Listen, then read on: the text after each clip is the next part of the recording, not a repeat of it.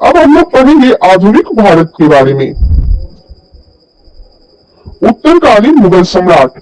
उत्तराधिकार युद्ध में गुरु गोविंद सिंह ने बहादुर शाह का साथ दिया था। मुगलों से स्वतंत्र होने वाले राज्य एवं संस्थापक कौन कौन है देखेंगे। अवध, इसके संस्थापक थे सादत खान। अवध के संस्थापक थे सादत खान। हैदराबाद के संस्थापक थे चिंकिलिज खान या निजाम उल मुल्क आशफ जाह। हैदराबाद के संस्थापक थे चिंकिलिज खान या निजाम उल मुल्क आशफ जाह।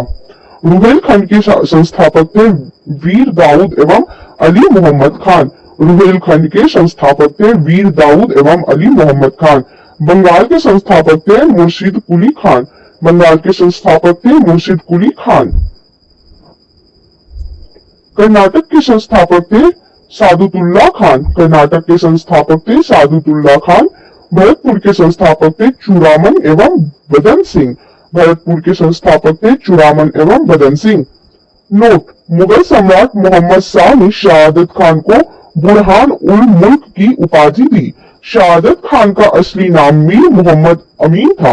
एक बार फिर से सुनेंगे। मुगल सम्राट मोहम्मद शाह ने शहादत खान को बुरहान उल मुल्क की उपाधि दी। शहादत खान का असली नाम मीर मोहम्मद अमीन था। बहादुर शाह का पूर्व नाम मुअज्जम था। बहादुर शाह को शाह बेखबर के उपनाम से पुकारा जाता था।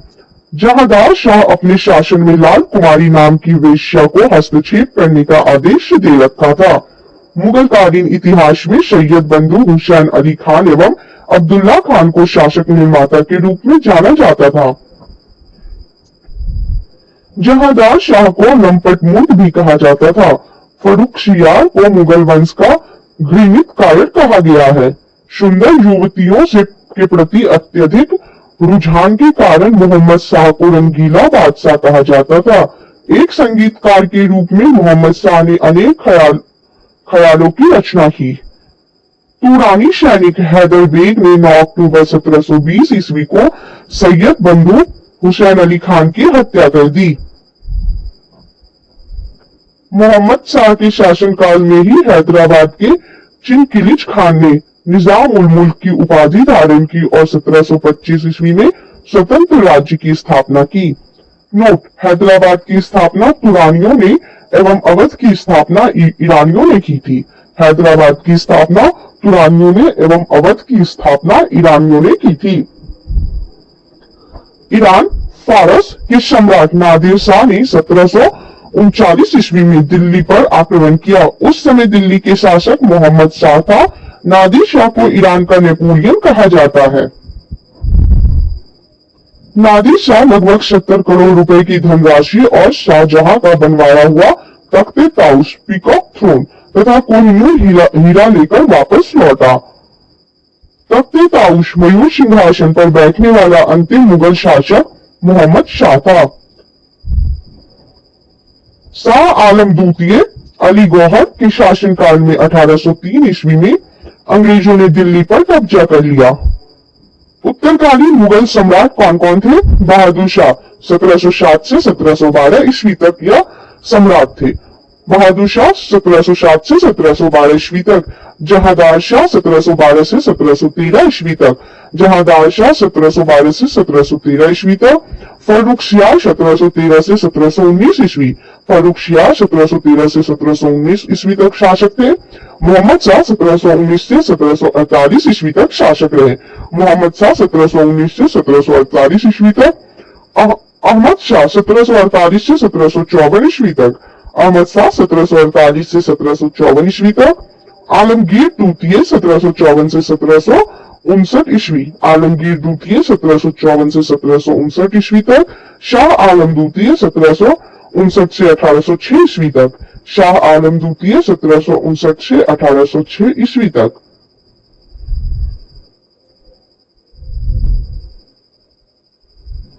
अकबर द्वितीय 1806 से 1837 ईस्वी तक। अकबर द्वितीय 1806 से 1837 ईस्वी तक। और बहादुर शाह जफर का शासनकाल 1837 से 1857 ईस्वी तक रहा। बहादुर शाह जफर का शासनकाल 1837 से 1857 ईस्वी तक रहा। पानीपत का तृतीय युद्ध 1761 ईस्वी में मराठा एवं अहमद शाह अब्दाली की सेना के बीच हुआ। इस युद्ध में मराठों की हार हुई। नोट: अहमद शाह अब्दाली का वास्तविक नाम अहमद खान था। इसने 8 बार भारत पर आक्रमण किया। गुलाम कादिर खान ने 1806 में शाह आलम द्वितीय की हत्या करवा दी। बहादुर शाह द्वितीय जफर अंतिम मुगल सम्राट था। 1857 ईस्वी की क्रांति में भाग लेने के कारण अंग्रेजों द्वारा बहादुर शाह जफर को बंदी बना लिया गया एवं रंगून भेज दिया। लाल किला स्थित हीरा महल बहादुर शाह जफर ने बनवाया था। मशहूर शायर मिर्जा गालिब बहादुर शाह जफर के ही समय दिल्ली में रहते थे।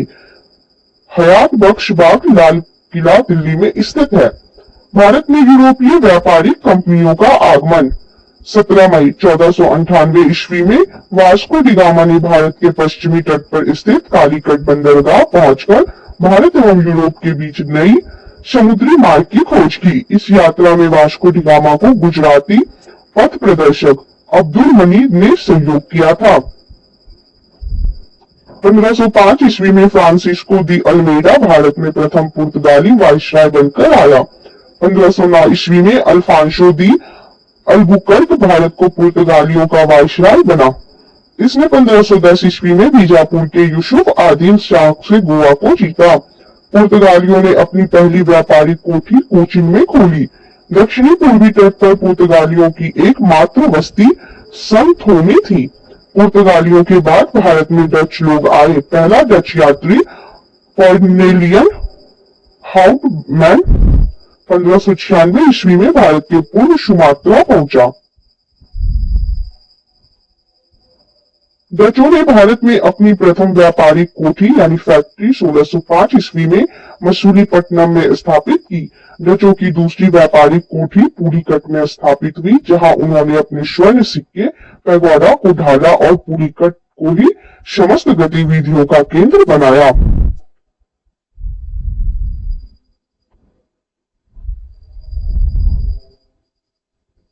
डचों ने भारत में प्रथम बार औद्योगिक वेतनभोगी रखे। डचों का भारत में अंतिम रूप से पतन 1759 ईस्वी को अंग्रेजों एवं डचों के मध्य हुए बेदरा युद्ध से हुआ। देखेंगे यूरोपीय कंपनी और उनकी स्थापना। पुर्तगाली ईस्ट इंडिया कंपनी की स्थापना 1498 ईस्वी में हुई। पुर्तगाली ईस्ट इंडिया कंपनी की स्थापना 1498 ईस्वी में हुई। अंग्रेजी ईस्ट इंडिया कंपनी की स्थापना 1600 में हुई। अंग्रेजी ईस्ट इंडिया कंपनी की स्थापना 1600 में हुई। डच ईस्ट इंडिया कंपनी की स्थापना 1602 में हुई। डच ईस्ट इंडिया कंपनी की स्थापना 1602 में हुई। डेनिश ईस्ट इंडिया कंपनी की स्थापना 1616 में हुई। डेनिश ईस्ट इंडिया कंपनी की स्थापना 1616 में हुई। फ्रांसीसी ईस्ट इंडिया कंपनी की स्थापना 1664 में हुई। फ्रांसीसी ईस्ट इंडिया कंपनी की स्थापना 1664 में हुई। स्वीडिश ईस्ट इंडिया कंपनी की स्थापना 1731 में हुई। स्वीडिश ईस्ट इंडिया कंपनी की स्थापना 1731 में हुई। यूरोपीय कंपनियों की प्रथम फैक्ट्री पुर्तगाली कोच्चिन 1503 में। पुर्तगाली कोच्चिन में 1503 ईस्वी में। डच मसूलीपट्टनम में 1605 ईस्वी में। डच मसूलीपट्टनम 1605 ईस्वी में। अंग्रेज मसूलीपट्टनम में 1611 ईस्वी में। अंग्रेज मसूलीपट्टनम 1611 ईस्वी। डेनिश ट्रावनकोर 1620। डेनिश ट्रावनकोर 1620। फ्रांसीसी सूरत 1668। फ्रांसीसी सूरत में 1668 में। 31 दिसंबर 1600 ईस्वी को इंग्लैंड की रानी एलिजाबेथ प्रथम ने ईस्ट इंडिया कंपनी को अधिकार पत्र प्रदान किया। प्रारंभ में ईस्ट इंडिया कंपनी में 217 साझेदार थे और पहला गवर्नर टॉमस स्मिथ था।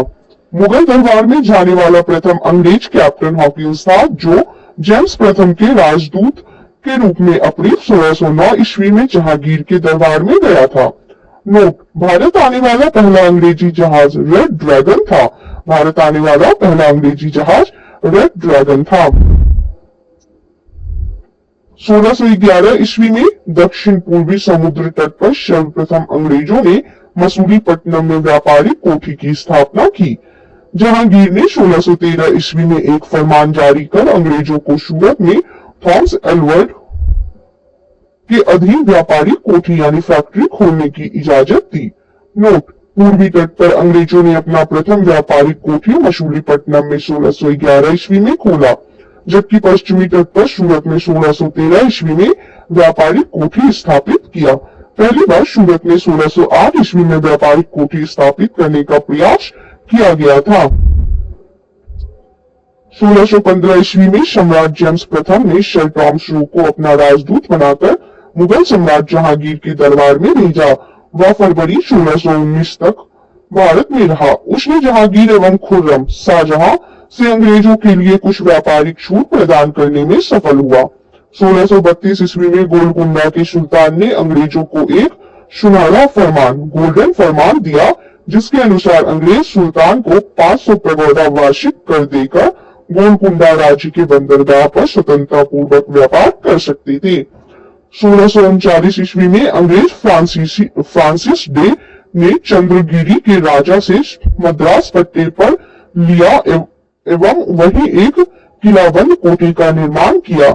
इस कोठी का नाम फोर्ट सेंट जॉर्ज पड़ा और यही फोर्ट सेंट जॉर्ज कालांतर में कोरोमंडल तट पर अंग्रेजी मुख्यालय बना।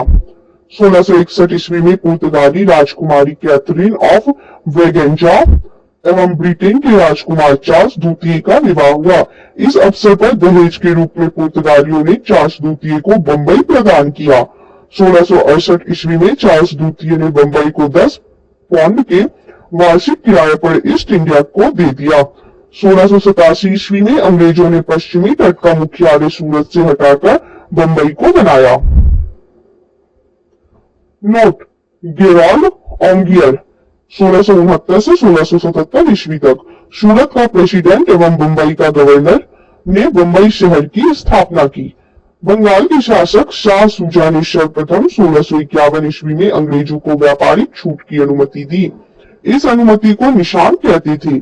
1698 ईस्वी में अंग्रेजी ईस्ट इंडिया कंपनी ने 3 गांव सुतानुती, कालीकट एवं गोविंदपुर की जमींदारी 1200 रुपए भुगतान कर प्राप्त की और यहाँ पर फोर्ट विलियम का निर्माण किया। चार्ल्स आयर फोर्ट विलियम के प्रथम प्रेसिडेंट हुए।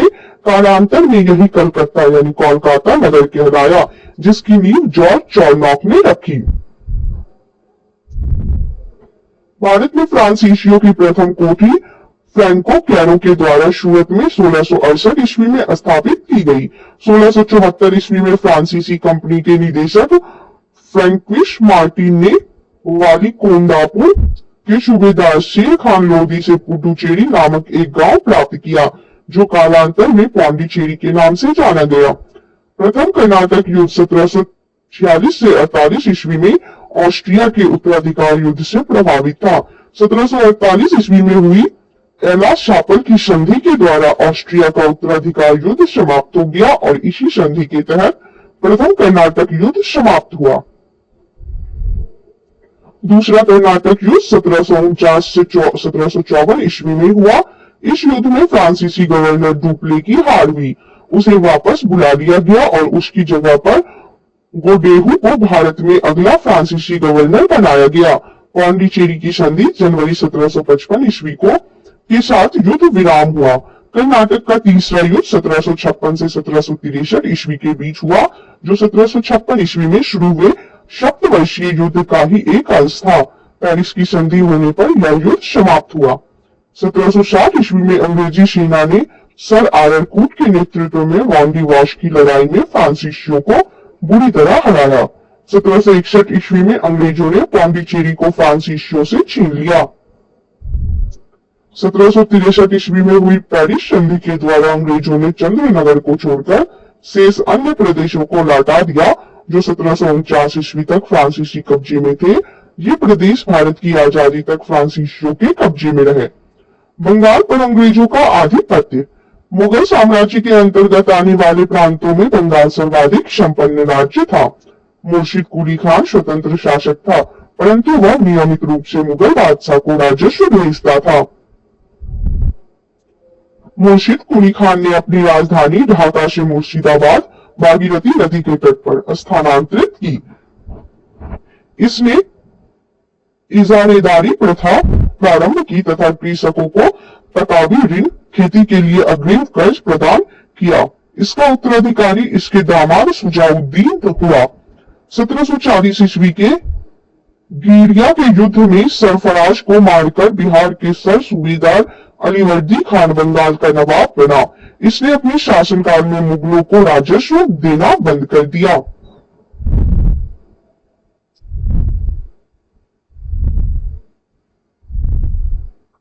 इसके शासनकाल में बंगाल इतना समृद्धिशील बन गया कि बंगाल को भारत का स्वर्ग कहा जाने लगा। इसका उत्तराधिकारी इसका दामाद सिराजुद्दौला हुआ।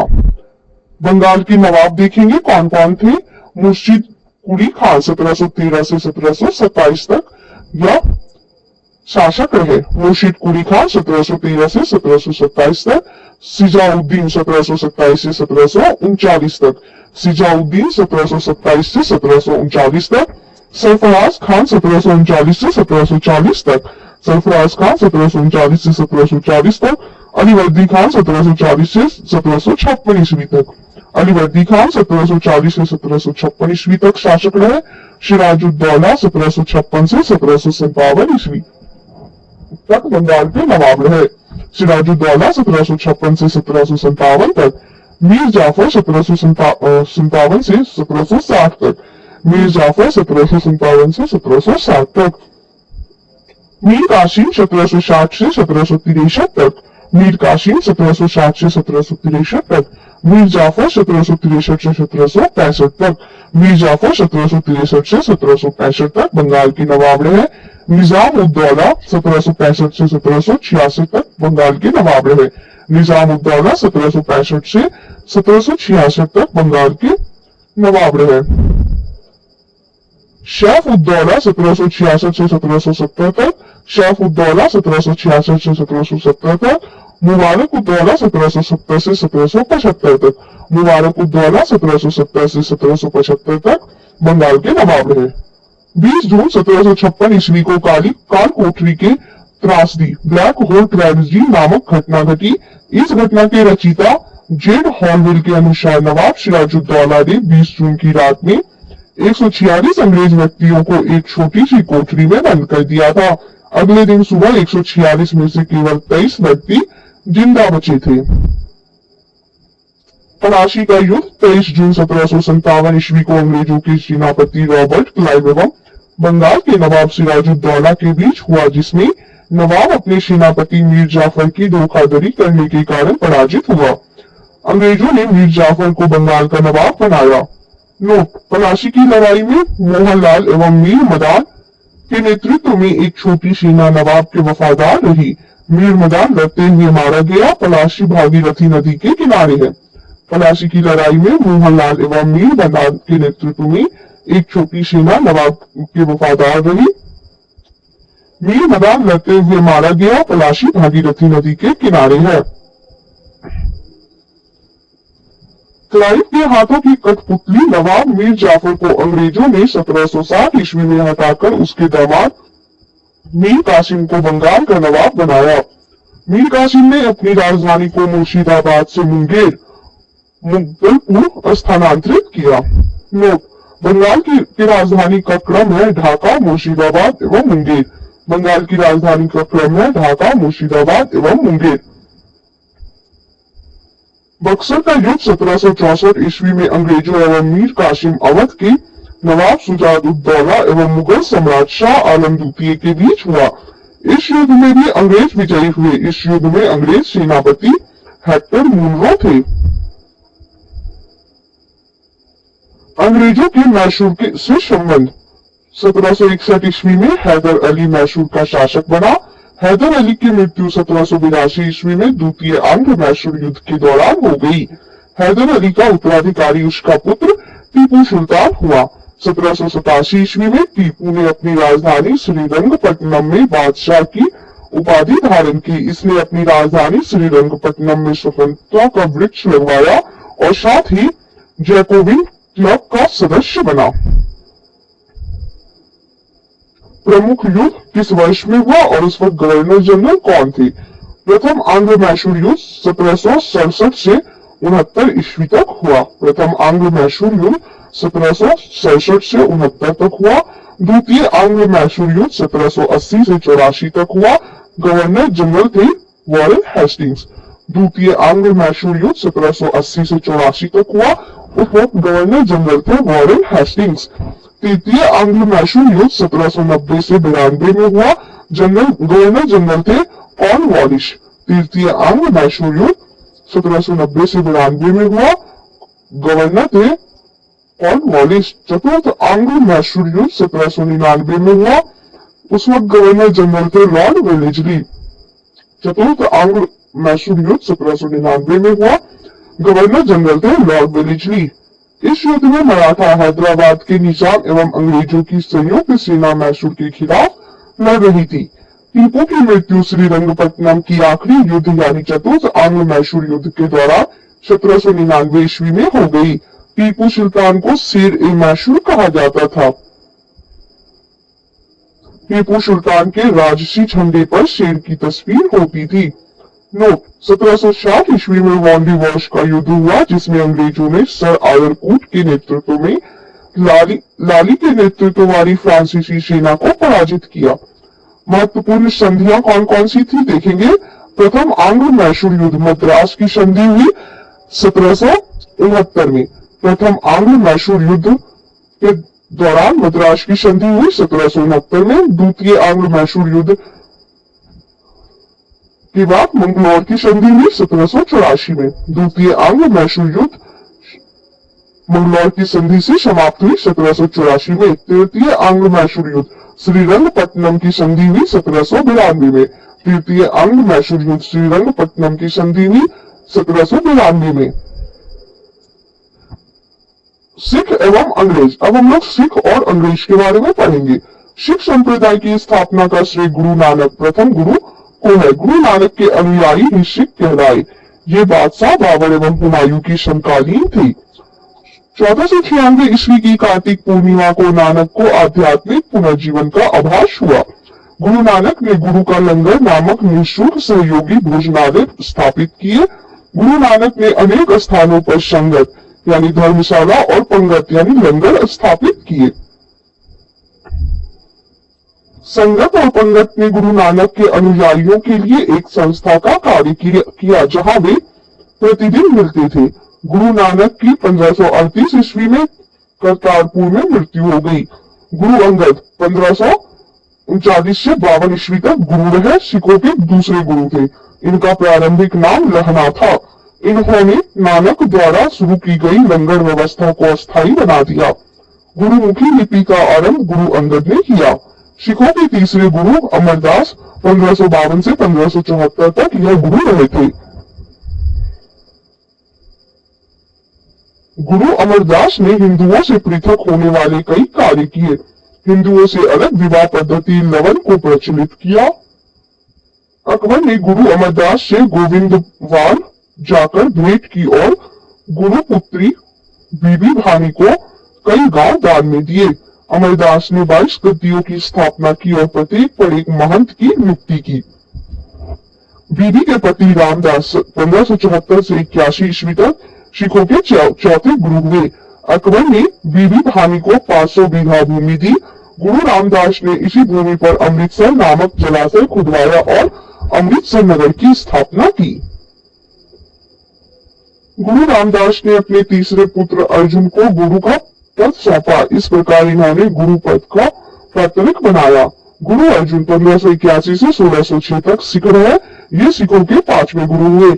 इन्होंने सिखों के धार्मिक ग्रंथ आदि ग्रंथ की रचना की। इसमें गुरु नानक के प्रेरणाप्रद प्रार्थनाएं और गीत सम्मिलित है। नोट: गुरु ग्रंथ साहिब यानी आदि ग्रंथ में सिख गुरुओं के साथ साथ कबीर, नामदेव और रैदास की रचनाओं को भी सम्मिलित किया गया है। गुरु ग्रंथ साहिब यानी आदि ग्रंथ में सिख गुरुओं के साथ साथ कबीर, नामदेव एवं रैदास की रचनाओं को भी सम्मिलित किया गया है। गुरु अर्जुन ने अमृतसर जलाशय के मध्य में हरमंदिर साहिब का निर्माण करवाया।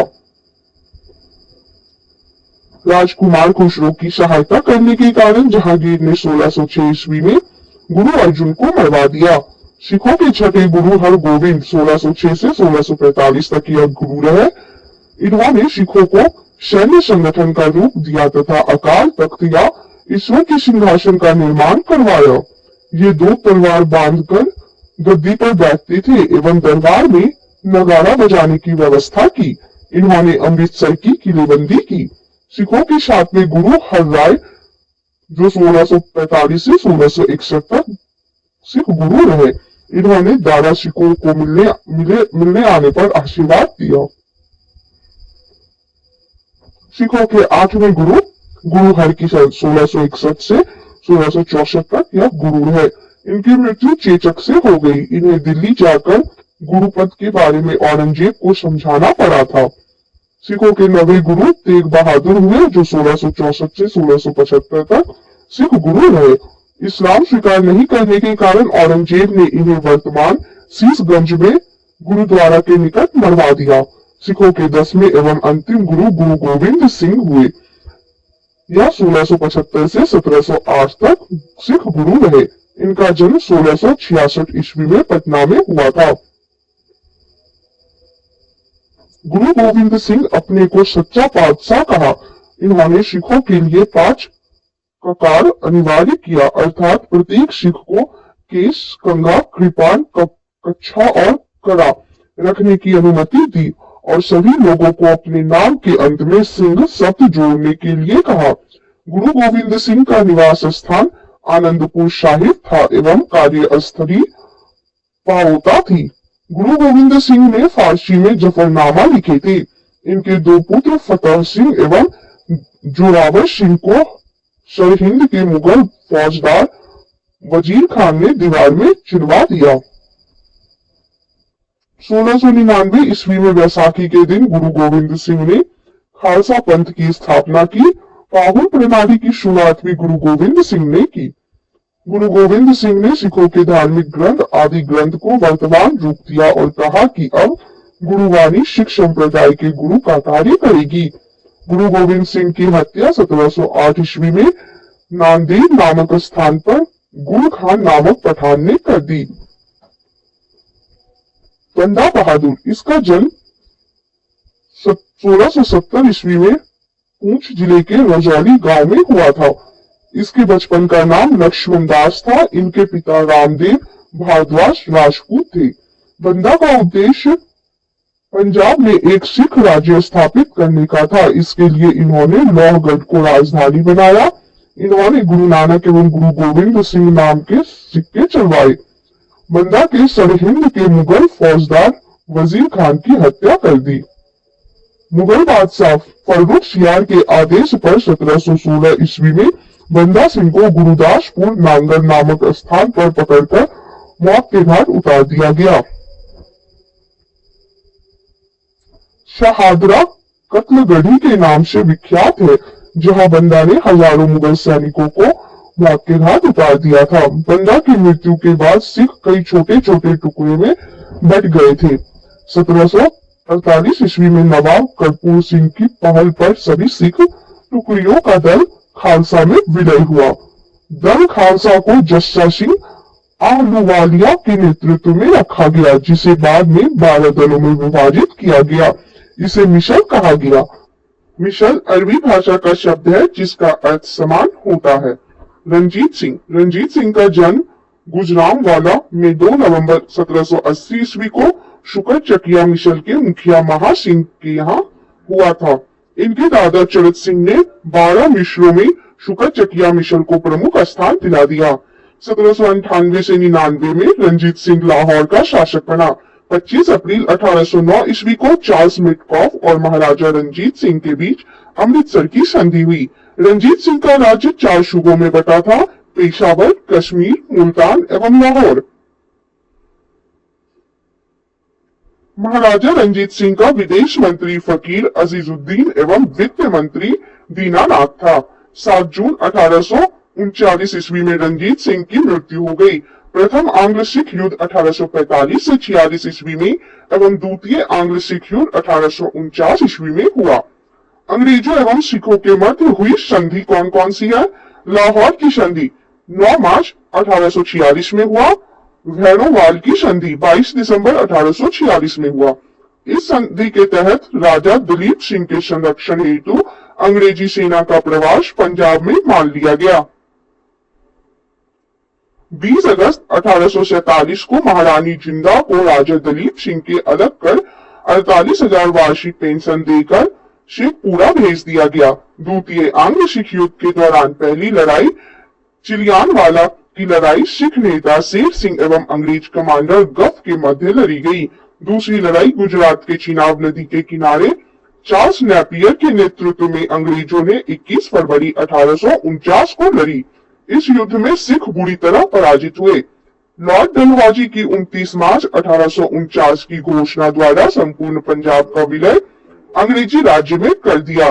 महाराजा दलीप सिंह को 50,000 पौंड की वार्षिक पेंशन दे दी गई और उसे शिक्षा प्राप्त करने के लिए इंग्लैंड भेज दिया गया। सिख राज्य का प्रसिद्ध हीरा कोहिनूर को महारानी विक्टोरिया को भेज दिया गया। कंपनी के अधीन गवर्नर जनरल कौन कौन थे? बंगाल के गवर्नर रॉबर्ट क्लाइव 1757 से 1760 ईस्वी तक यह गवर्नर जनरल रहे और पुनः यह 1765 में गवर्नर जनरल बने और 1767 तक रहे। इसने बंगाल में द्वैत शासन की व्यवस्था की, जिसके तहत राजस्व वसूलने, सैनिक संरक्षण एवं विदेशी मामले कंपनी के अधीन थे, जबकि शासन चलाने की जिम्मेवारी नवाब के हाथों में थी। इसने मुगल सम्राट शाह आलम द्वितीय को इलाहाबाद की संधि 1765 ईस्वी के द्वारा कंपनी के संरक्षण में ले लिया। इस संधि के जरिए ईस्ट इंडिया कंपनी को देश की राजनीतिक और संवैधानिक व्यवस्था में दखल देने का अवसर मिल गया और यहीं से भारत में ब्रिटिश शासन की नींव पड़ी। रॉबर्ट क्लाइव ने बंगाल के समस्त क्षेत्र के लिए 2 उप दीवान, बंगाल के लिए मोहम्मद रजा खान और बिहार के लिए राजा शिताब राय को नियुक्त किया। अन्य गवर्नर बड़े लास्ट 1767 से 69 ईस्वी तक, कार्टियर 1769 से 72 ईस्वी तक और वॉरेन हेस्टिंग 1772 से 74 ईस्वी तक थे। कंपनी के अधीन गवर्नर जनरल रेगुलेटिंग एक्ट 1773 के अनुसार बंगाल के गवर्नर को अब अंग्रेजी क्षेत्रों का गवर्नर जनरल कहा जाने लगा, जिसका कार्यकाल 5 वर्षों का निर्धारित किया गया। मद्रास एवं बंबई के गवर्नर को एक अधीन कर दिया गया। इस प्रकार भारत में कंपनी के अधीन प्रथम गवर्नर जनरल वॉरेन हेस्टिंग्स हुआ। 1774 से 85 तक यह गवर्नर जनरल रहे। वॉरेन हेस्टिंग्स 1750 में कंपनी के एक क्लर्क के रूप में कलकत्ता आया था और अपनी कार्यकुशलता के कारण कासिम बाजार का अध्यक्ष, बंगाल का गवर्नर एवं कंपनी का गवर्नर जनरल बना। वॉरेन हेस्टिंग्स के बारे में देखेंगे 1774 से 85 ईस्वी तक। इसने राजकीय कोषागार को मुर्शिदाबाद से हटाकर कलकत्ता लाया। 1772 ईस्वी में इसने प्रत्येक जिले में एक फौजदारी व दीवानी अदालतों की स्थापना की। फौजदारी अदालतें सदर निजामत अदालत द्वारा निरीक्षित होती थी। नाजिम द्वारा नियुक्त दरोगा अदालत की अध्यक्षता करता था। दीवानी अदालत में कलेक्टर मुख्य न्यायाधीश होता था। जिला फौजदारी अदालत एक भारतीय अधिकारी के अधीन होती थी, जिसकी सहायता के लिए एक मुफ्ती और एक काजी होता था। कलेक्टर इस न्यायालय के कार्य की देखभाल करता था। कलकत्ता में एक सदर दीवानी अदालत और एक सदर फौजदारी अदालत की स्थापना की गई। सदर दीवानी अदालत में कलकत्ता काउंसिल का सभापति और उसी काउंसिल का 2 सदस्य राय, रायन और मुख्य कानूनगो की सलाह से न्याय करते थे। सदर फौजदारी अदालत में नाइब निजाम, मुख्य काजी, मुफ्ती और 3 मौलवियों की सलाह से न्याय करते थे। जिले की दीवानी और फौजदारी अदालतों के मुकदमे अंतिम निर्णय के लिए सदर अदालतों में भेजे जाते थे। दीवानी मुकदमों में जातीय कानून अर्थात हिंदुओं के संबंध में हिंदू कानून और मुसलमान के लिए मुस्लिम कानून लागू किया जाता था, जबकि फौजदारी मुकदमों में मुस्लिम कानून लागू किया जाता था। 1772 में कोर्ट ऑफ डायरेक्टर्स ने द्वैत प्रणाली को समाप्त करने तथा कंपनी को बंगाल, बिहार तथा उड़ीसा प्रांत की शासन व्यवस्था का उत्तरदायित्व संभालने का आदेश दिया। वॉरेन हेस्टिंग्स ने दोनों उप दीवानों मोहम्मद रजा खान तथा राजा शिताब राय को पद से हटा दिया गया। हेस्टिंग्स ने नवाब की देखभाल के लिए मिर्जाफर की विधवा मुन्नी बेगम को उसका संरक्षण नियुक्त किया। 1775 में मुन्नी बेगम को हटाकर मोहम्मद रजा खान को नवाब का संरक्षक नियुक्त किया गया। 1776 में मनुस्मृति का अंग्रेजी अनुवाद ए कोड ऑफ जेंटू लॉज के नाम से हुआ। 1789 में अभिज्ञान शाकुंतलम नामक नाटक का अंग्रेजी में अनुवाद किया गया। विलियम विल्किंस ने 1785 में भगवत गीता को अंग्रेजी में अनुवाद किया। हेस्टिंग्स ने 1781 ईस्वी में कलकत्ता में मुस्लिम शिक्षा के विकास के लिए प्रथम मदरसा स्थापित किया। इसी के समय 1782 ईस्वी में जोनाथन डंकन ने बनारस में संस्कृत विद्यालय की तथा सर विलियम जोन्स ने 1784 ईस्वी में the Asiatic Society of Bengal की स्थापना की। नोट: 1804 में बंबई में एशियाटिक सोसाइटी और 1823 में लंदन में Asiatic Society of great Britain की स्थापना हुई। 1804 में बंबई में एशियाटिक सोसाइटी और 1823 में लंदन में Asiatic Society of great Britain की स्थापना हुई।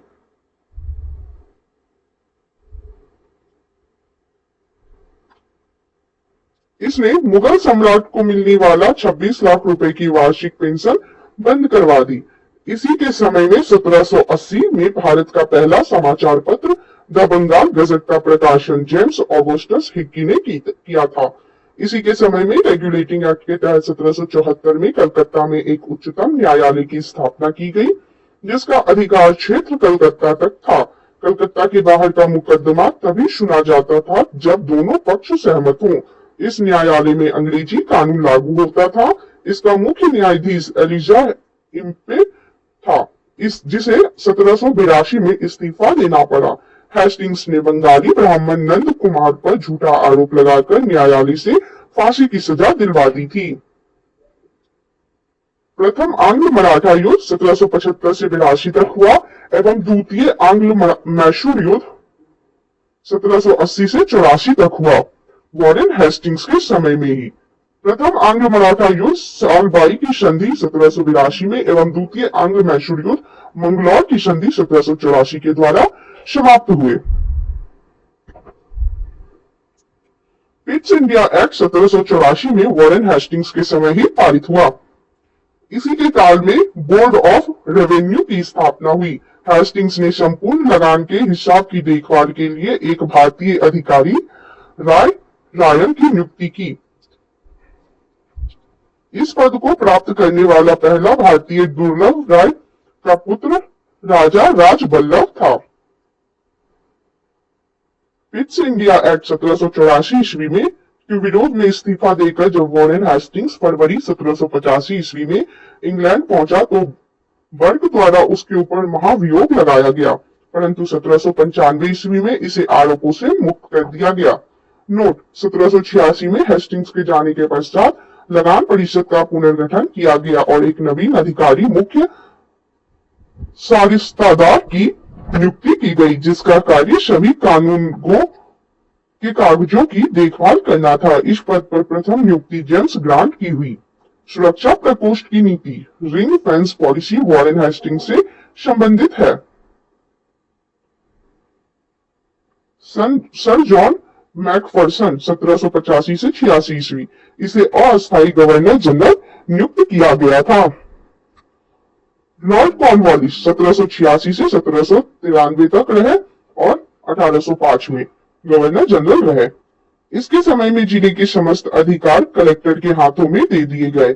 इसने भारतीय न्यायाधीशों से युक्त जिला फौजदारी अदालतों को समाप्त कर उसके स्थान पर 4 भ्रमण करने वाली अदालतें, जिनमें 3 बंगाल के लिए और एक बिहार के लिए नियुक्त की।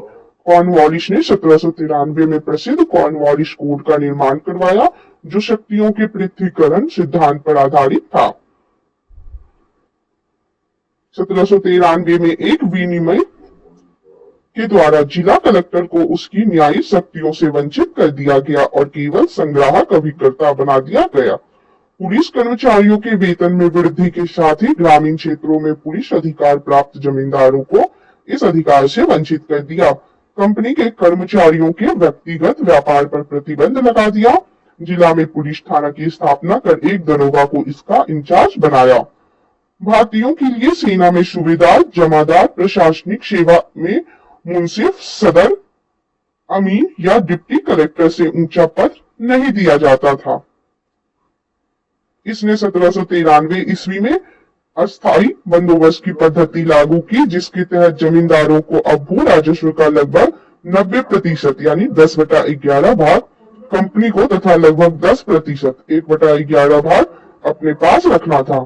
अस्थायी बंदोबस्त की योजना जॉन सोर ने बनाई थी। इसे बंगाल, बिहार, उड़ीसा, बनारस एवं मद्रास के उत्तरी जिलों में लागू की गई थी। इसमें जमींदार भू राजस्व की दर तय करने के लिए स्वतंत्र थे। भू राजस्व वसूलने के अन्य दो व्यवस्थाएं रैयतवाड़ी एवं महालवाड़ी थी।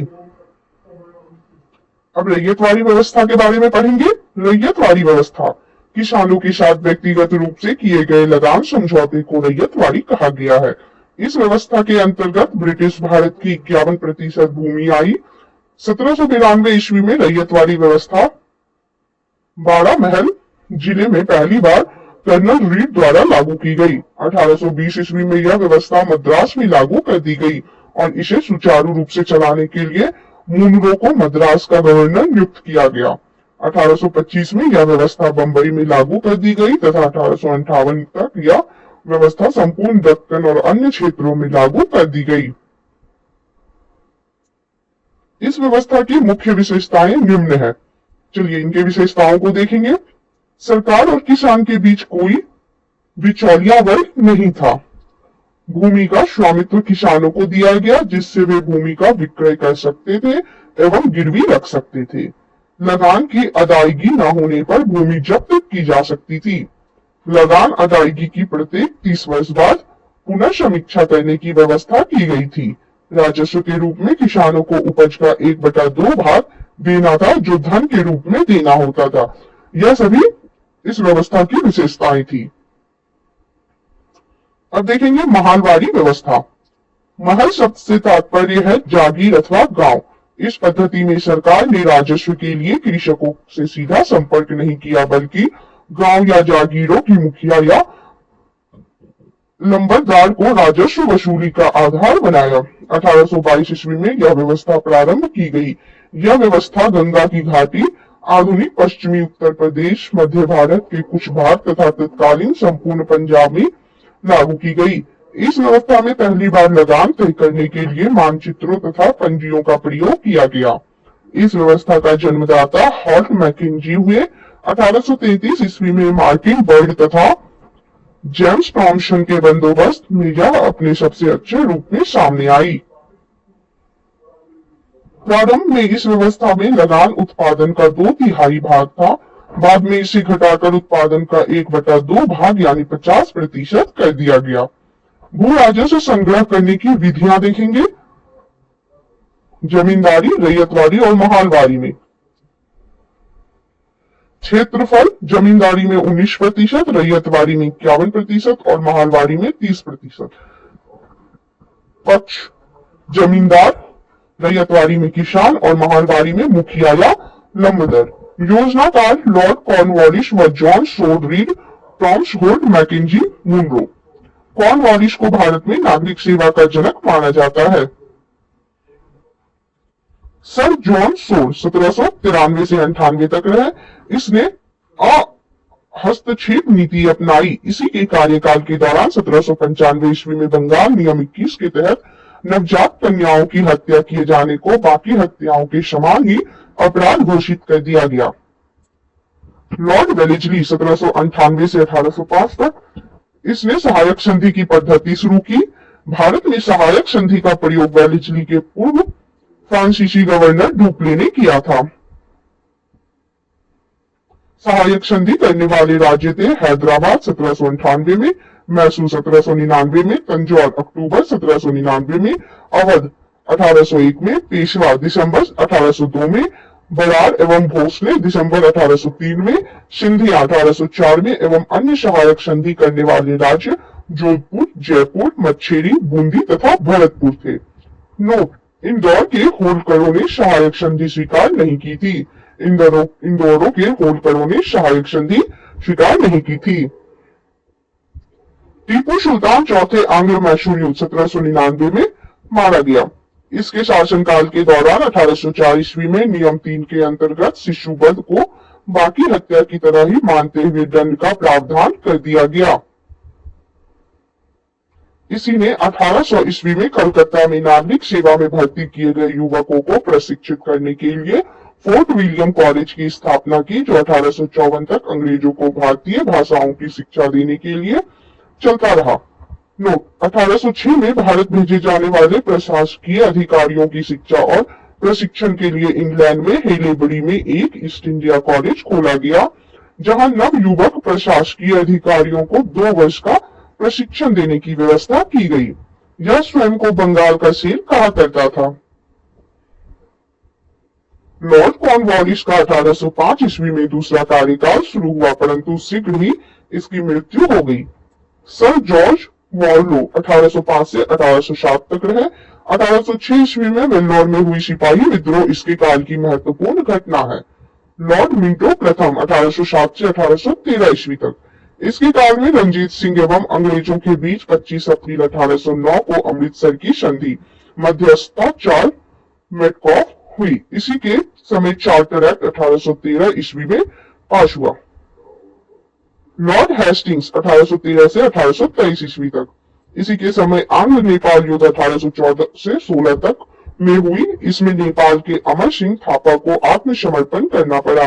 मार्च 1816 ईस्वी में अंग्रेजों एवं गोरखों के बीच संगोली की संधि के द्वारा आंग्ल नेपाल युद्ध का अंत हुआ। इसके समय में पिंडारियों का दमन कर दिया गया। पिंडारियों के प्रमुख नेताओं में वासिल मोहम्मद चीतू एवं करीम खान थे। इसने मराठों की शक्ति को अंतिम रूप से नष्ट कर दिया।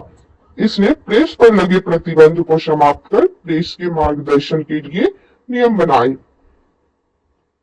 इसी के समय 1822 ईस्वी का टेनेंसी एक्ट या काश्तकारी अधिनियम लागू किया गया। लॉर्ड एमहर्ट 1823 से 1828 ईस्वी, इसके समय में प्रथम आंग्लो बर्मा युद्ध 1824 से 26 ईस्वी लड़ा गया। 1826 ईस्वी में बर्मा एवं अंग्रेजों के बीच यानडबू की संधि हुई। 1824 ईस्वी में बैरकपुर का सैन्य विद्रोह भी इसी के समय में हुआ। लॉर्ड विलियम वेटिंग 1828 से 1835 ईस्वी तक, 1803 ईस्वी में यह मद्रास का गवर्नर था। इसी के समय 1806 ईस्वी में माथे पर जातीय चिन्ह न लगाने तथा कानों में बालियां न पहनने दोनों पर वेल्लोर के सैनिकों ने विद्रोह कर दिया। 1833 ईस्वी के चार्टर एक्ट द्वारा बंगाल के गवर्नर जनरल ने को भारत का गवर्नर जनरल बना दिया गया। इस प्रकार भारत का पहला governor general Lord William waiting हुआ। नोट: बंगाल का प्रथम गवर्नर जनरल वॉरेन हेस्टिंग्स था। बंगाल का प्रथम गवर्नर जनरल वॉरेन हेस्टिंग्स था और भारत का पहला governor general Lord William waiting था।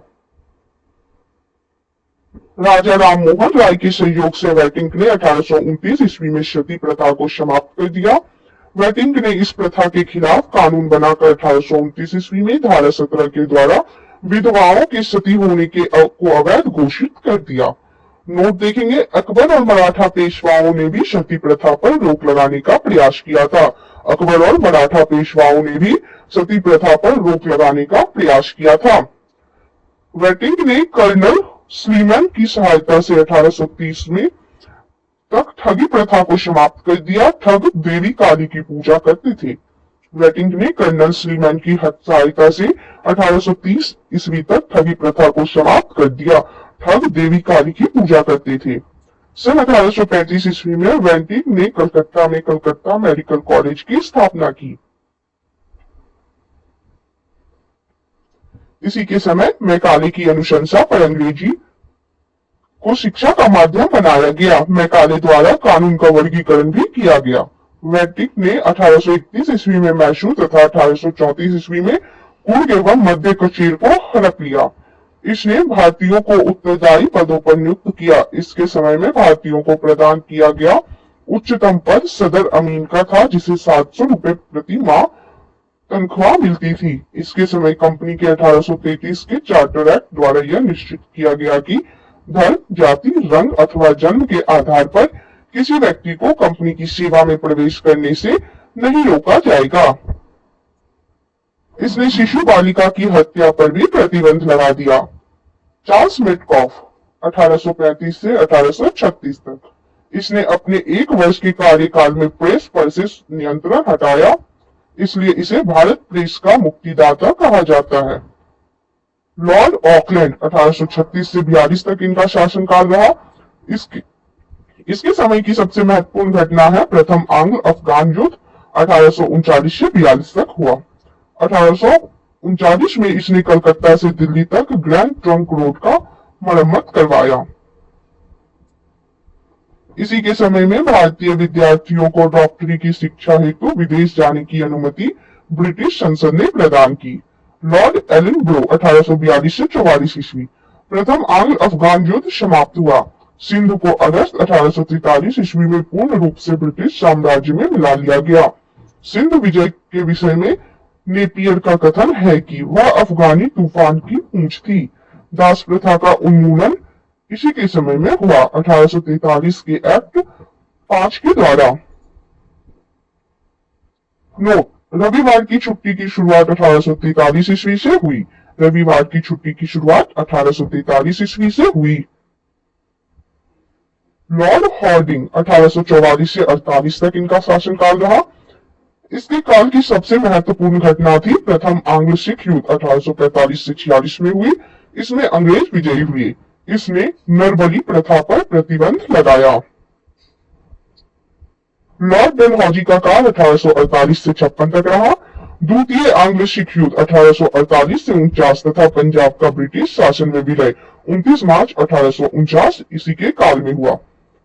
जगत प्रसिद्ध सिख राज्य का प्रसिद्ध हीरा कोहिनूर महारानी विक्टोरिया को भेज दिया गया। द्वितीय आंग्ल सिख युद्ध के दौरान 3 युद्ध लड़े गए। प्रथम रामनगर का युद्ध 16 नवंबर 1848 में अनिर्णित। दूसरा चिलियालवाला का युद्ध 13 जनवरी 1849 में यह अनिर्णित रहा। तीसरा युद्ध गुजरात चिनाब की नदी के किनारे नामक स्थान पर 12 मार्च 1849 ईस्वी को हुआ, जिसमें सिख बुरी तरह पराजित हुए। द्वितीय आंग्ल वर्मा युद्ध और 1852 में लोअर वर्मा एवं पीगू को अंग्रेजी राज्य में मिला लिया गया। डलहौजी ने सिक्किम पर 2 अंग्रेज डॉक्टरों के साथ दुर्व्यवहार का आरोप लगाकर सन 1850 ईस्वी में उस पर अधिकार कर लिया। 1852 ईस्वी में एक इनाम कमीशन की स्थापना की गई। इसका उद्देश्य भूमि कर रहित जागीरों का पता करके उन्हें छीनना था।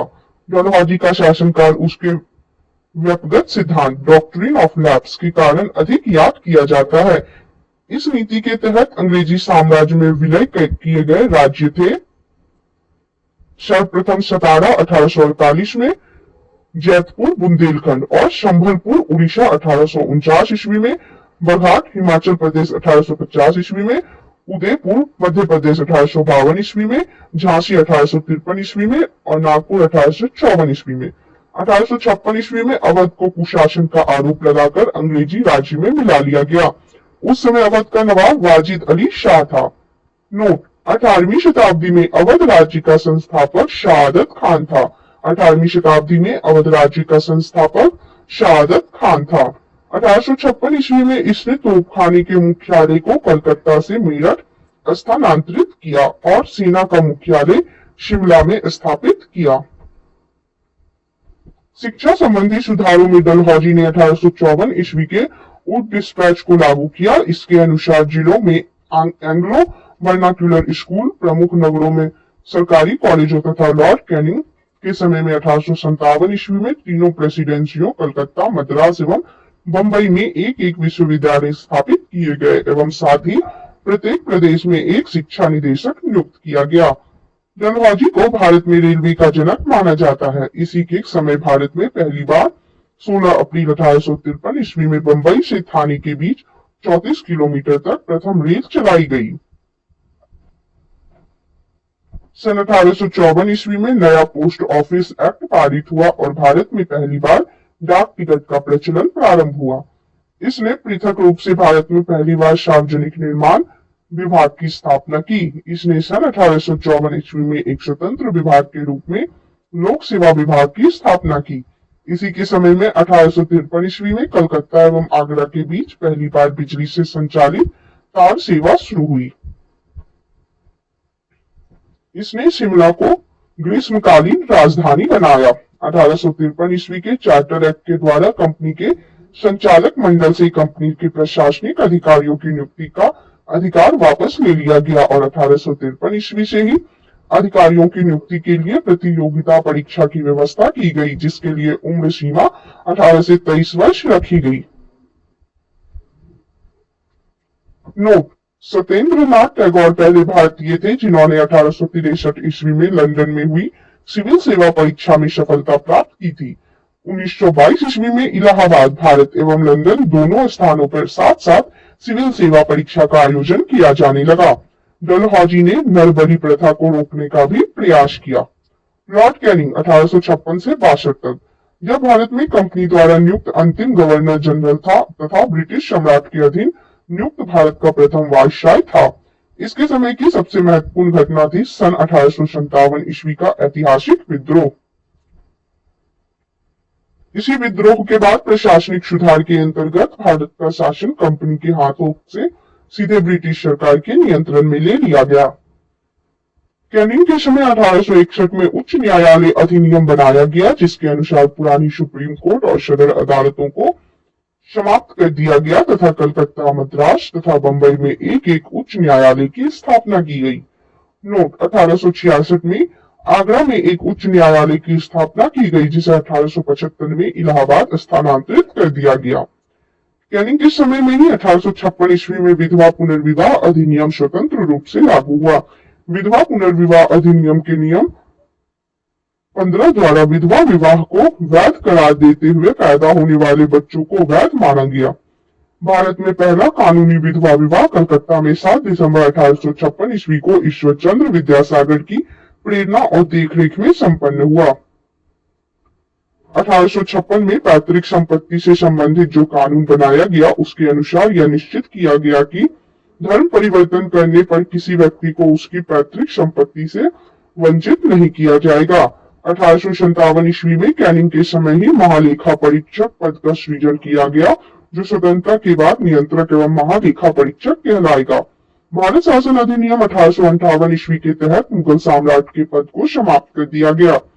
मैकाले द्वारा प्रारूपित दंड संहिता को 1858 में कानून बना दिया गया तथा 1859 ईस्वी में अपराध विधान संहिता लागू की गई। व्यपगत सिद्धांत डॉक्ट्रिन ऑफ लैप्स यानी राज्य विलय की नीति को समाप्त कर दिया गया। 1861 ईस्वी में इंडियन काउंसिल एक्ट पारित हुआ तथा पोर्टफोलियो प्रणाली लागू की गई। लॉर्ड एल्गिन 1862 से 63 ईस्वी, इसने वहाबी आंदोलन का दमन किया। 1863 ईस्वी में धर्मशाला, हिमाचल प्रदेश में इसकी मृत्यु हो गई।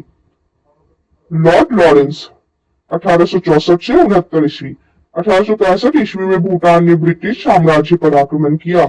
अफगानिस्तान के संबंध में इसने अहस्तक्षेप की नीति अपनाई, जिसे शानदार निष्क्रियता के नाम से जाना जाता है।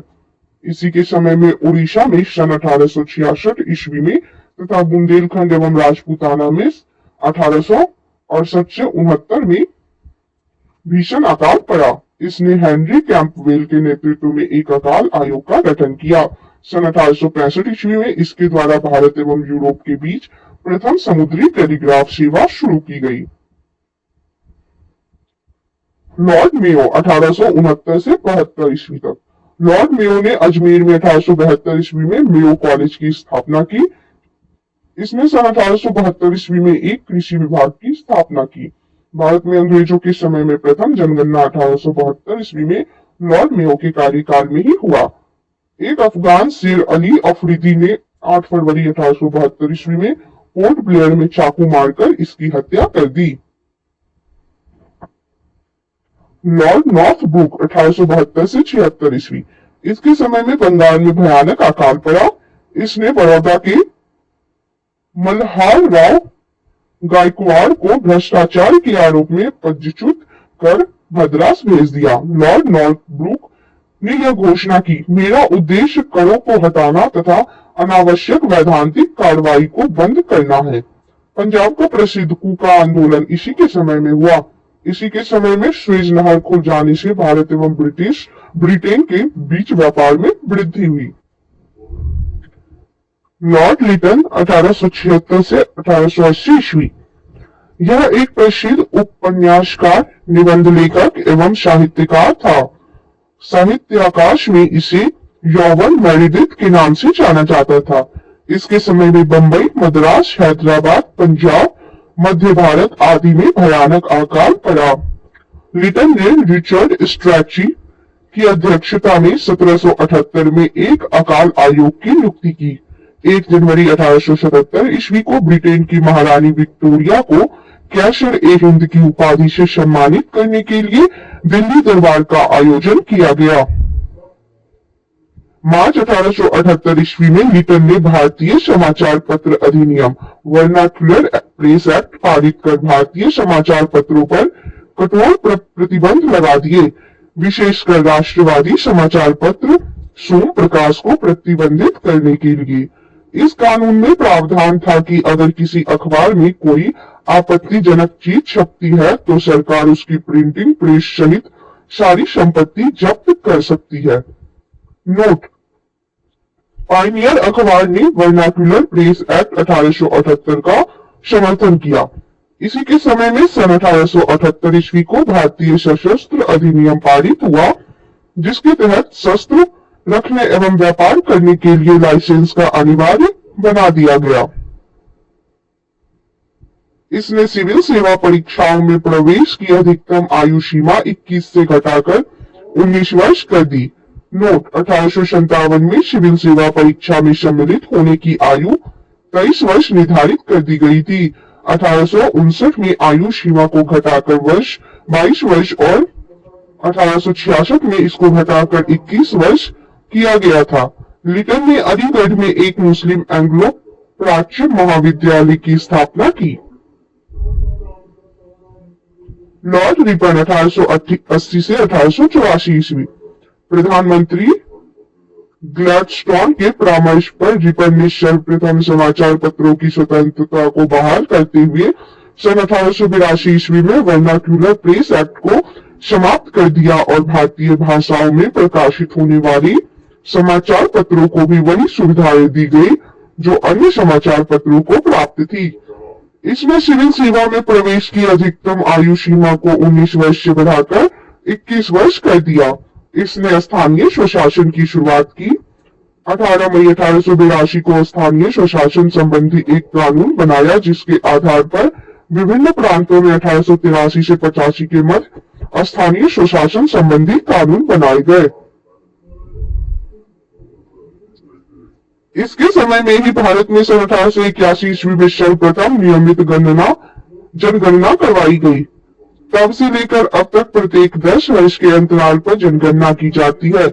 1881 की जनगणना में हैदराबाद और राजपूताने को नहीं जोड़ा गया था। नोट: भारत में पहली बार जनगणना सन 1872 ईस्वी में हुई, परंतु इसमें भारत के संपूर्ण भागों का प्रतिनिधित्व नहीं हुआ। लगभग 20% भारत का भाग इसमें छूट गया। रिपन के द्वारा ही सन 1881 ईस्वी में प्रथम कारखाना अधिनियम लाया गया। इसमें 7 वर्ष से कम आयु के बच्चों को काम करने पर प्रतिबंध लगा दिया गया और 7 से 12 वर्ष के श्रमिकों के लिए 9 घंटे से अधिक कार्य कराया जाना प्रतिबंधित कर दिया गया। यह एक्ट चाय, कॉफी एवं नील की खेती पर लागू नहीं थी। रिपन के समय में शैक्षिक सुधारों के अंतर्गत विलियम हंटर की अध्यक्षता में एक आयोग गठित किया गया। 2 फरवरी 1883 को यूरोपियों के विरुद्ध भारतीय न्यायाधीशों द्वारा मुकदमे की सुनवाई के लिए इल्बर्ट विधेयक प्रस्तुत किया गया, लेकिन यूरोप वासियों के प्रबल विरोध के कारण इसे वापस लेना पड़ा।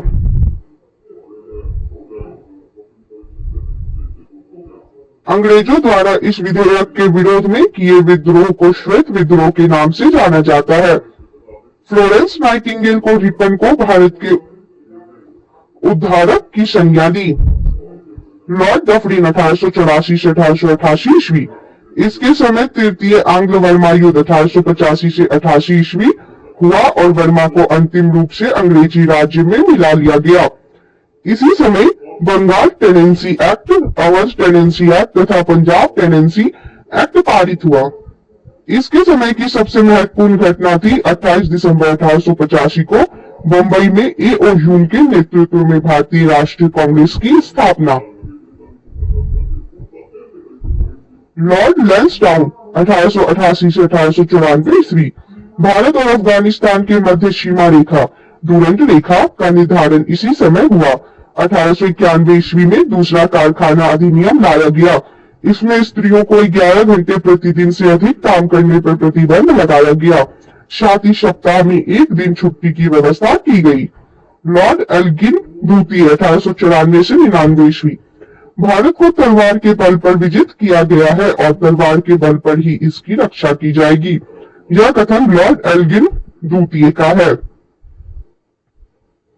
1895 से 98 के मध्य उत्तर प्रदेश, बिहार, पंजाब एवं मध्य प्रदेश में भयंकर अकाल पड़ा। लॉर्ड कर्जन 1899 से 1905।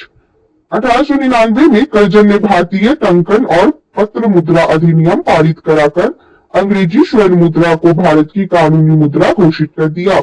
शासन की कार्य क्षमता के आधार पर लॉर्ड कर्जन ने रिपन द्वारा स्थापित स्थानीय स्वशासन की प्रणाली पर आघात किया और 1899 में कलकत्ता कॉर्पोरेशन अधिनियम बनाया।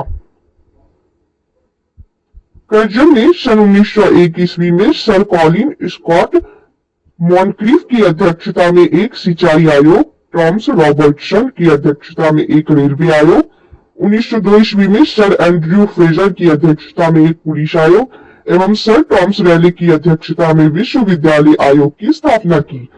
1904 ईस्वी में भारतीय विश्वविद्यालय अधिनियम पास किया गया। इसने सर एंटनी मैकडॉनल की अध्यक्षता में एक अकाल आयोग का गठन किया एवं सैन्य अधिकारियों के प्रशिक्षण के लिए क्वेटा में एक कॉलेज की स्थापना की। प्राचीन स्मारक परीक्षण अधिनियम 1904 ईस्वी के द्वारा कर्जन ने भारत में पहली बार ऐतिहासिक इमारतों की सुरक्षा एवं मरम्मत की ओर ध्यान दिया। इस कार्य के लिए कर्जन ने भारतीय पुरातत्व विभाग की स्थापना की। कर्जन के समय 1904 में सहकारी उधार समिति अधिनियम बनाया गया, जिसके द्वारा सहकारी समितियों की स्थापना करके किसानों को उचित ब्याज पर रुपया कर्ज देने की व्यवस्था की गई। इसने कृषि बैंक भी खुलवाए। इसने 1901 में कृषि इंस्पेक्टर जनरल की नियुक्ति की। इसके समय 1905 में पूसा में एक कृषि अनुसंधान संस्था खोली गई। कर्जन के समय ही पहली बार प्रत्येक प्रांत और केंद्र स्तर पर एक निदेशक के अधीन एक पृथक गुप्तचर विभाग की स्थापना की गई। लॉर्ड कर्जन के समय में किचनर परीक्षा को सैनिक परीक्षण प्रशिक्षण में शामिल करके सेना की युद्ध क्षमता को बढ़ाया गया। इसी के कार्यकाल के दौरान कलकत्ता में विक्टोरिया मेमोरियल हॉल का निर्माण हुआ। कर्जन ने भारत विरोधी कार्यों में सर्वाधिक महत्वपूर्ण कार्य था। 1905 ईस्वी में बंगाल का विभाजन।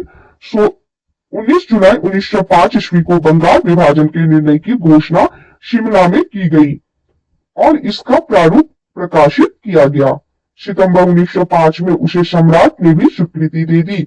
16 अक्टूबर 1905 को इस बंगाल विभाजन की योजना को लागू किया गया।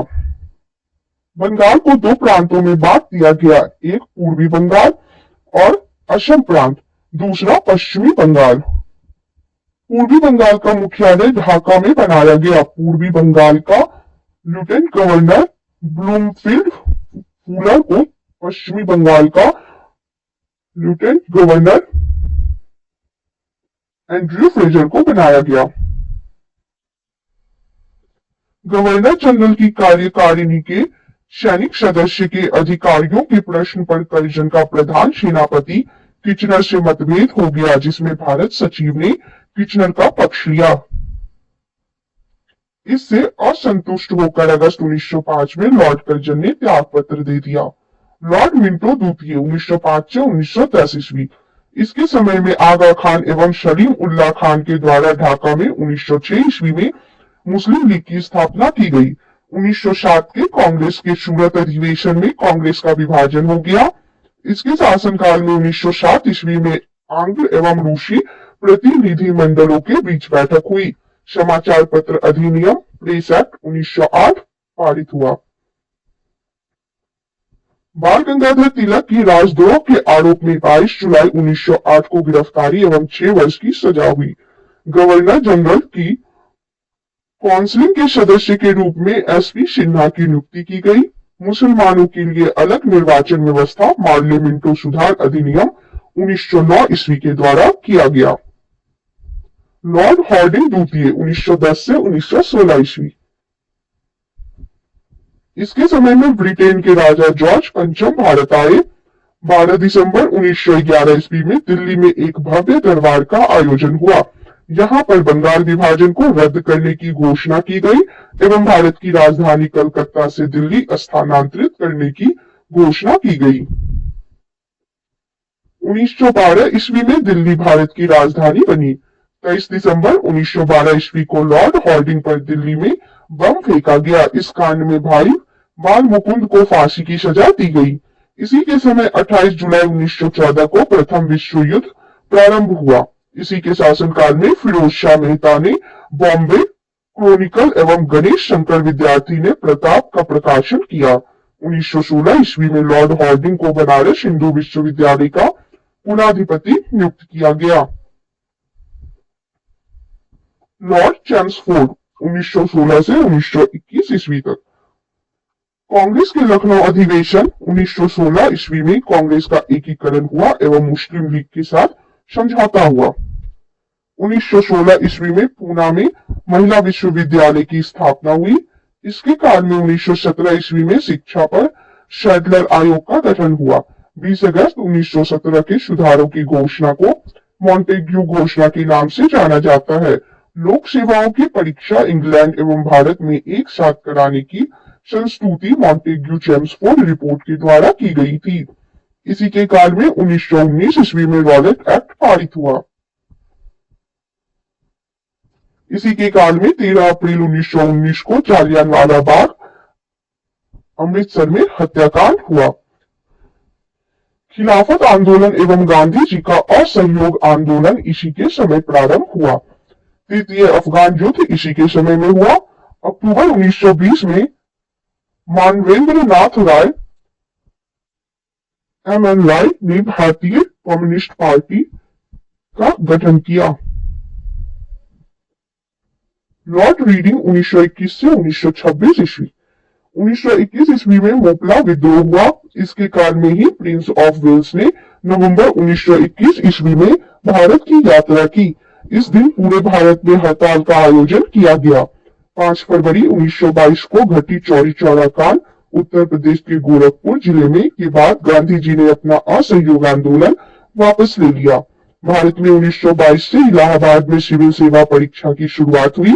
1922 में विश्व भारती विश्वविद्यालय ने कार्य करना प्रारंभ किया। 1923 ईस्वी में चित्तरंजन दास एवं मोतीलाल नेहरू ने इलाहाबाद में कांग्रेस के अंतर्गत स्वराज पार्टी की स्थापना की। 1923 ईस्वी के चुनाव में इस दल को मध्य प्रांत एवं बंगाल में पूर्ण बहुमत मिला। 1925 ईस्वी में प्रसिद्ध आर्य समाजी राष्ट्रवादी नेता स्वामी श्रद्धानंद की हत्या कर दी गई।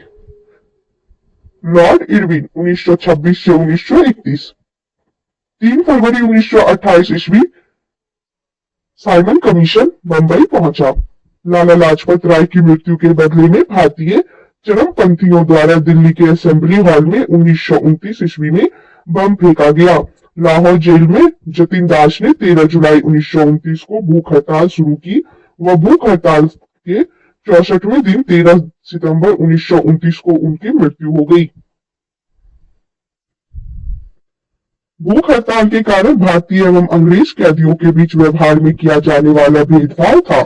1929 ईस्वी में कांग्रेस के लाहौर अधिवेशन में पूर्ण स्वराज का लक्ष्य निर्धारित किया गया और 26 जनवरी 1930 को स्वतंत्रता दिवस मनाने की घोषणा की गई। सविनय अवज्ञा आंदोलन के दौरान महात्मा गांधी को 5 मई 1930 ईस्वी को गिरफ्तार कर लिया गया। 25 जनवरी 1931 को वाइसराय इरविन बिना कोई शर्त के उन्हें रिहा कर दिया। 12 नवंबर 1930 ईस्वी में लंदन में प्रथम गोलमेज सम्मेलन हुआ। इस सम्मेलन में कांग्रेस ने भाग नहीं लिया। 4 मार्च 1931 को गांधी इरविन समझौते पर हस्ताक्षर किया गया और साथ ही सविनय अवज्ञा आंदोलन को स्थगित किया गया। नोट: वाइसराय भवन वर्तमान में राष्ट्रपति भवन में रहने वाले पहले व्यक्ति लॉर्ड इरविन थे। इस भवन के निर्माण में 17 वर्ष लगे थे और 1931 में इसका उद्घाटन हुआ। इस भवन का वास्तुकार सर इरविन लुटियंस और हर्बर्ट बेकर था।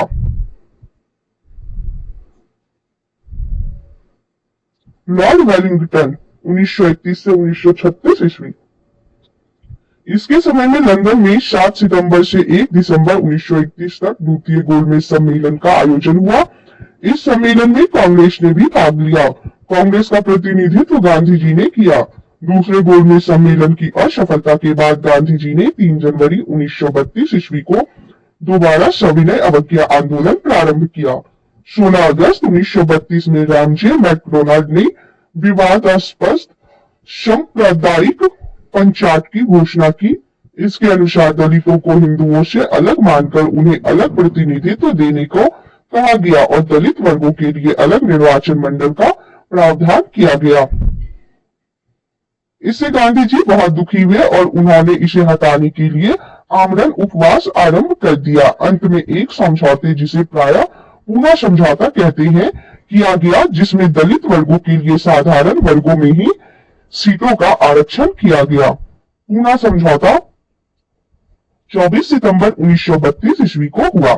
17 नवंबर से 24 दिसंबर 1932 तक लंदन में तृतीय गोलमेज सम्मेलन का आयोजन हुआ। कांग्रेस ने इसमें भाग नहीं लिया। बिहार में 1934 ईस्वी में भयंकर भूकंप आया। भारत सरकार अधिनियम 1935 वापस किया गया। लॉर्ड वेलिंगटन ने कांग्रेस के बंबई अधिवेशन 1915 ईस्वी में हिस्सा लिया था। इस अधिवेशन की अध्यक्षता सर सत्येंद्र प्रसन्न सिन्हा ने की थी। लॉर्ड लिनलिथगो 1936 से 1943 तक यह गवर्नर जनरल है। इसके समय में पहली बार चुनाव कराए गए। कांग्रेस ने 11 में से 8 प्रांतों बंबई, मद्रास, बिहार, संयुक्त प्रांत, मध्य प्रांत, उड़ीसा, उत्तर प्रदेश, सीमांत प्रांत और असम में अपनी सरकारें बनाई। प्रथम 6 प्रांतों में कांग्रेस को स्पष्ट बहुमत मिली थी। बंगाल, असम, उत्तर पश्चिमी सीमा प्रांत, पंजाब और सिंध में कांग्रेस को पूर्ण बहुमत नहीं मिली थी।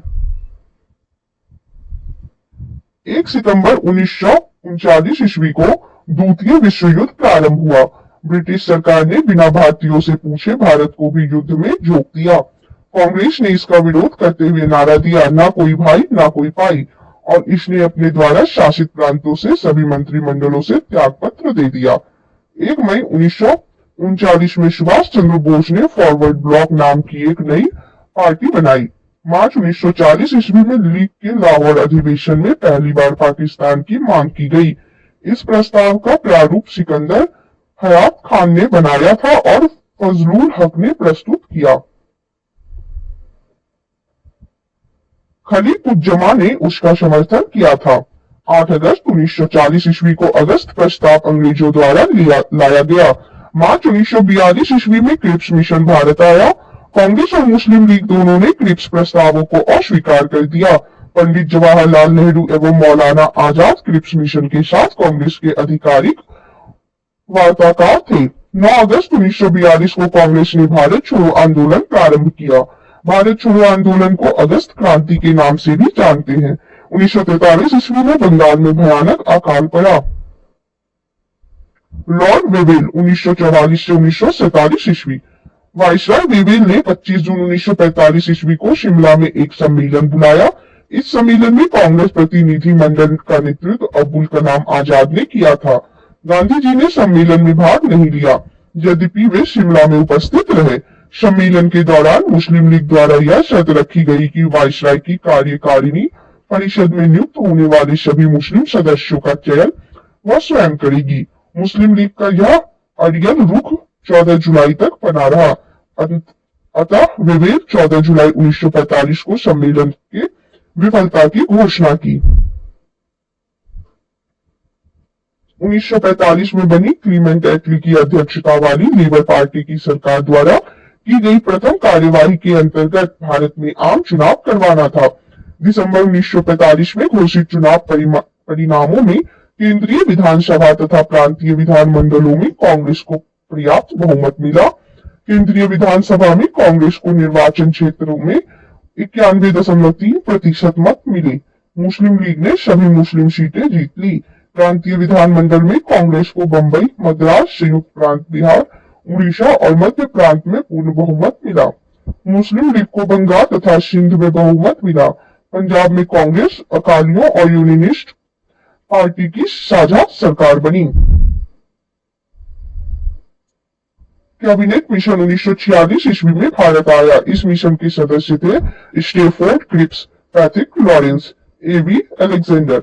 20 फरवरी 1947 ईस्वी में प्रधानमंत्री Lord Clement Attlee Labour Party ने हाउस ऑफ कॉमन्स में यह घोषणा की कि जून 1948 ईस्वी तक प्रभुसत्ता भारतीयों के हाथ में दे देंगे। लॉर्ड माउंटबेटन मार्च 1947 से जून 1948 तक गवर्नर जनरल रहे।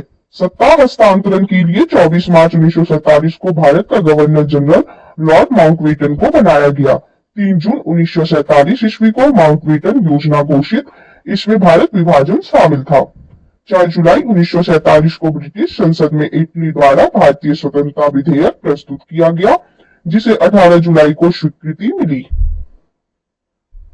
विधेयक के अनुसार भारत और पाकिस्तान 2 स्वतंत्र राष्ट्रों की घोषणा की गई। 15 अगस्त 1947 ईस्वी को भारत स्वतंत्र हुआ। स्वतंत्र भारत का प्रथम गवर्नर जनरल लॉर्ड माउंटबेटन हुए। नोट: स्वतंत्र भारत के प्रथम एवं अंतिम भारतीय गवर्नर जनरल चक्रवर्ती राजगोपालाचारी।